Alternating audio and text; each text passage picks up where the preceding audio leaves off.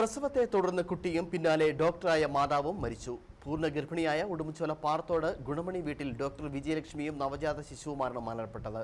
മുമ്പ് ഉടുമ്പൻചോല കുടുംബാരോഗ്യ കേന്ദ്രത്തിലെ ഡോക്ടറായിരുന്നു വിജയലക്ഷ്മി.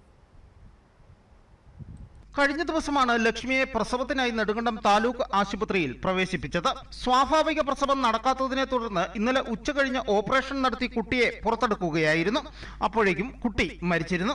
രാത്രി 9 മണിയോടെ ശാരീരിക അസ്വാസ്ഥ്യം വിജയലക്ഷ്മി കാണിച്ചതോടെ തേനി മെഡിക്കൽ കോളേജിലേക്ക് മാറ്റുകയായിരുന്നു.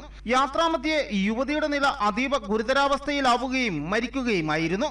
ആന്തരിക രക്തസ്രാവമാണ് ആരോഗ്യസ്ഥിതി മോശമാകുവാനും മരണത്തിലേക്ക് നയിച്ചതുമെന്നാണ് പ്രാഥമിക നിഗമനം. ഉടുമ്പൻചോല മുൻ പഞ്ചായത്ത് പ്രസിഡന്റ് ശശികലയും ഭർത്താവ് മുരുകേശന്റെയും മകൻ ഡോക്ടർ വീരകിഷോറാണ് ഭർത്താവ്. ഉടുമ്പൻചോല ആശുപത്രിയിൽ ഡോക്ടറായി തുടരുമ്പോൾ പഠനത്തിനായി ലീവ് എടുക്കുകയും പാറത്തോട്ടിൽ സ്വകാര്യ പ്രാക്ടീസ് നടത്തിവരികയുമായിരുന്നു ഡോക്ടർ വിജയലക്ഷ്മി. സംസ്കാരം തമിഴ്നാട്ടിലെ പണ്ണപ്പുറത്ത് നടത്തും. News bureau, Udumbanchola.